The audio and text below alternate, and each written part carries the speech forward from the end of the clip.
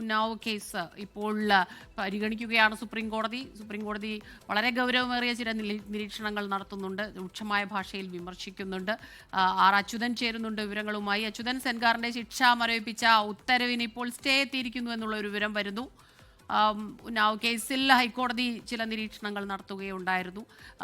MLA ആയിരുന്ന സമയത്ത് ഉണ്ടായ കേസ്, അത് MLA എന്നുള്ളത്, മുൻ MLA എന്നുള്ളത് പൊതുപ്രവർത്തകൻ, ജനസേവകൻ എന്നുള്ള നിലയിൽ വരില്ല എന്ന് ഭാഗം വാദിച്ചു. പക്ഷേ അതിനെല്ലാം ഇപ്പോൾ സുപ്രീം കോടതി തള്ളിയിരിക്കുകയാണ്. ശിക്ഷ മരവിപ്പിച്ച ഉത്തരവിന് ഇപ്പോൾ സ്റ്റേ വന്നിരിക്കുന്നു എന്നുള്ള ഏറ്റവും പ്രധാനപ്പെട്ട വിവരമാണ് ഏറ്റവും ഒടുവിൽ അവിടെ നിന്ന് നമുക്ക് ലഭിക്കുന്നത്. ആർ അച്യുതൻ ഈ വാർത്തയുടെ വിശദാംശങ്ങളുമായി നമുക്കൊപ്പം അല്പസമയത്തിനകം ചേരും. ഡൽഹി ഹൈക്കോടതിയുടെ ഉത്തരവിനാണ് ഇപ്പോൾ സുപ്രീം കോടതി സ്റ്റേ നൽകിയിരിക്കുന്നത്. അതിക്രൂരമായ പാതകമാണ് ചെയ്തത് പ്രതി. അതുകൊണ്ട് തന്നെ ഇത്തരം അവസരങ്ങളിൽ ജാമ്യം നൽകാൻ കഴിയില്ല. ആ രീതിയിൽ ജാമ്യം നൽകിയതിനെതിരെയാണ് ഇപ്പോൾ സുപ്രീം കോടതിയിൽ വാദം നടന്നുകൊണ്ടിരിക്കുന്നത്. ഹൈക്കോടതിയുടെ ആ ഉത്തരവ് ഇപ്പോൾ സുപ്രീം കോടതി സ്റ്റേ ചെയ്തിരിക്കുന്നു. ആർ അച്യുതൻ ചേരുന്നുണ്ട്. അച്യുതൻ, പറയൂ. വളരെ നിർണായകമായ ഒരു വിവരമാണ് ഇപ്പോൾ വരുന്നത്. സ്മിത, തീർച്ചയായിട്ടും വളരെ നിർണായകമായിട്ടുള്ള ഒരു ഇടപെടൽ ഈ കേസിൽ സുപ്രീം കോടതിയുടെ ഭാഗത്തുനിന്ന് ഉണ്ടാകുന്നു എന്നതാണ്. ഉന്നാവ് ബലാത്സംഗ കേസിൽ വിചാരണ കോടതിയുടെ ശിക്ഷാവിധി മരവിപ്പിച്ച ഡൽഹി ഹൈക്കോടതി ഉത്തരവിനാണ് ഇപ്പോൾ സുപ്രീം കോടതി സ്റ്റേ ചെയ്തിരിക്കുന്നത്. ഇതിൽ സുപ്രീം കോടതി നടത്തിയിരിക്കുന്ന നിരീക്ഷണം സാധാരണ ഒരു കേസല്ല, വ്യത്യസ്തമായ ഒരു കേസാണ് എന്നൊരു നിരീക്ഷണം ഇതിൽ സുപ്രീം കോടതി നടത്തിയിരിക്കുന്നു. ഒപ്പം തന്നെ CBIക്ക് വേണ്ടി സോളിസിറ്റർ ജനറൽ തുഷാർ മേത്തയായിരുന്നു ഈ വാദം ഉന്നയിച്ചത്. അദ്ദേഹം പറഞ്ഞത് ഒരു ഹീനമായ ഒരു കുറ്റകൃത്യമാണ് നടന്നിരിക്കുന്നത്.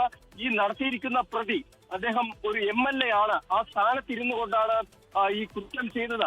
സാങ്കേതികത്വത്തിന്റെ അടിസ്ഥാനത്തിലായിരുന്നു ഡൽഹി ഹൈക്കോടതി ഇത്തരത്തിൽ വിചാരണ കോടതിയുടെ ആ ശിക്ഷ മരവിപ്പിച്ചത് എന്നതായിരുന്നു CBI ചൂണ്ടിക്കാട്ടിയത്. ഈ സംഭവത്തിന്റെ ഒരു ഗൗരവം അത് മനസ്സിലാക്കിക്കൊണ്ടാണ് സുപ്രീം കോടതി ഇപ്പോൾ ഈ ഡൽഹി ഹൈക്കോടതിയുടെ ഉത്തരവ്, അതായത് പ്രതിയായിട്ടുള്ള കുൽദീപ് സിംഗ് സെൻഗറിന്റെ ശിക്ഷ മരവിപ്പിക്കുകയും അദ്ദേഹത്തിന് ആ കേസിൽ ജാമ്യം നൽകിയതുമായ ഡൽഹി ഹൈക്കോടതിയുടെ ഉത്തരവ് ഇപ്പോൾ സുപ്രീം കോടതി സ്റ്റേ ചെയ്തിരിക്കുന്നത്.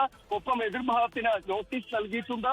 4 ആഴ്ചക്കകം മറുപടി നൽകണം എന്നതാണ് നോട്ടീസിൽ പറയുന്നത്. ഈ കേസിൽ ഡൽഹി ഹൈക്കോടതി ഈ നിരീക്ഷിച്ച കാര്യങ്ങൾ എന്നുള്ളത് IPC പ്രകാരം MLA പൊതുസേവകരായി കാണാൻ കഴിയില്ല.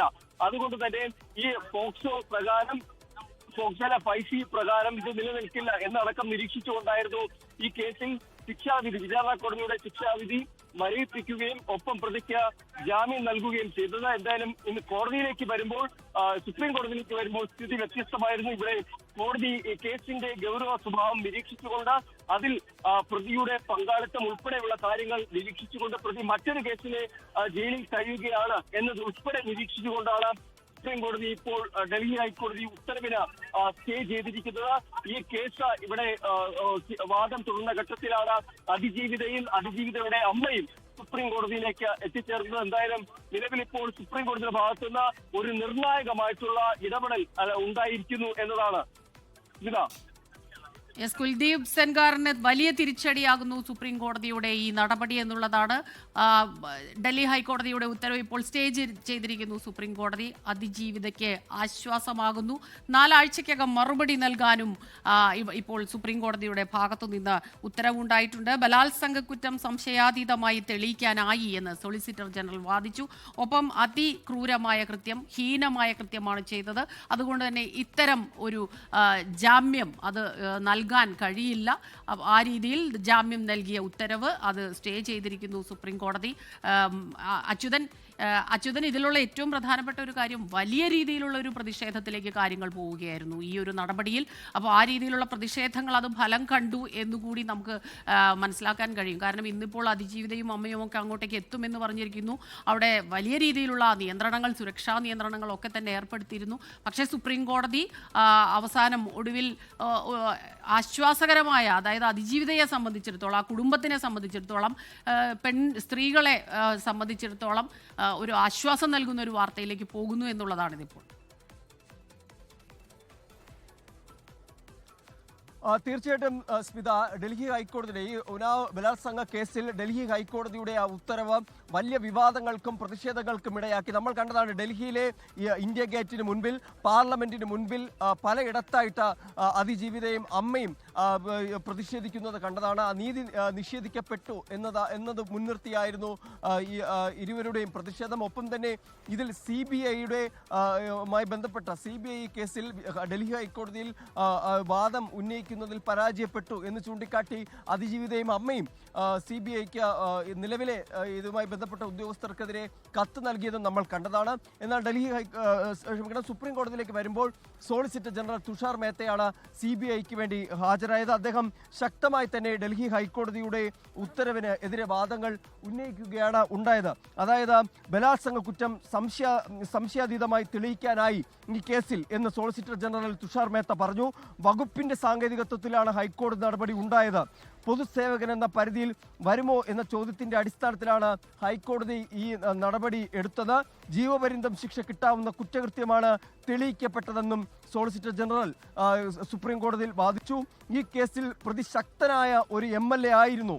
പെൺകുട്ടി പ്രായപൂർത്തിയായില്ലെങ്കിൽ ഈ പൊതുസേവകനാണോ അല്ലയോ എന്നത് കണക്കിലെടുക്കേണ്ടതില്ല എന്നൊരു വാദം കൂടി സോളിസിറ്റർ ജനറൽ ഉന്നയിച്ചു. അങ്ങനെ കൃത്യമായി CBI സുപ്രീം കോടതിയിൽ ഡൽഹി ഹൈക്കോടതി ഉത്തരവിനെതിരെ വാദം ഉന്നയിച്ചു. എന്നാൽ പ്രതിഭാവം ഉയർത്തിയത് ഡൽഹി ഹൈക്കോടതിയുടെ നിരീക്ഷണം, അതായത് IPC പ്രകാരം MLA ഒരു പൊതുസേവകനല്ല എന്ന ഡൽഹി ഹൈക്കോടതിയുടെ ഈ ഒരു നിരീക്ഷണം അത് കണക്കിലെടുത്താണ് ഈ ഉത്തരവ് സ്റ്റേ ചെയ്തത് എന്നത് അടക്കമുള്ള ഉത്തരവും അറിയിപ്പിച്ചതെന്ന് അടക്കമുള്ള കാര്യങ്ങൾ ചൂണ്ടിക്കാട്ടുകയുണ്ടായി. എന്തായാലും നമുക്കിതിന്റെ മറ്റ് പ്രതികരണങ്ങളിലേക്ക് ഇപ്പോൾ പോകാം. दूसरी बात, आज सुबह में मेरी फ़ोन आई उसके रिलेटिव का, जिसका मैं नाम डिस्क्लोज नहीं करना चाहूँगा। उसका माइनर बच्चा है, उसके स्कूल का जो एडमिशन है उसमें जो 9th क्लास जो बोर्ड में रजिस्ट्रेशन होता है वहाँ पे उन्होंने स्कूल वाले रजिस्ट्रेशन नहीं करने दे रहे हैं। अलग अलग उनके जो अपराधी है उसके एसोसिएट्स द्वारा इस परिवार को अलग अलग एंगल से परेशान, अपराधी है उसके एसोसिएट्स द्वारा इस परिवार को अलग अलग एंगल से परेशान करने की अभी भी कोशिश की जा रही है और बाहर निकलना खतरा। ये अपराधी के एसोसिएट्स हैं जिनका नाम मतलब तो नहीं, लेकिन वो अलग अलग तरीके से नहीं, सुप्रीम कोर्ट में लिस्टिंग हुई थी, CBI ने फाइल किया था, उसके जो हाई कोर्ट में रिलीफ लेता है। बिल्कुल बिल्कुल, ये चीज़ तो मेंशन है कि ये सेपरेट चीज़ है, उसके लिए हम जो लीगल प्रोसीजर है वो हम आगे देखेंगे. ലോകത്തെവിടെയായാലും ഏത് സമയത്തും 24 വാർത്തകളും ഓഗ്മെന്റഡ് റിയാലിറ്റി പാക്കേജുകളും എക്സ്പ്ലെയിനറുകളും വിശദമായി കാണാൻ ഞങ്ങളുടെ YouTube ചാനൽ നിങ്ങൾക്ക് സബ്സ്ക്രൈബ് ചെയ്യാം.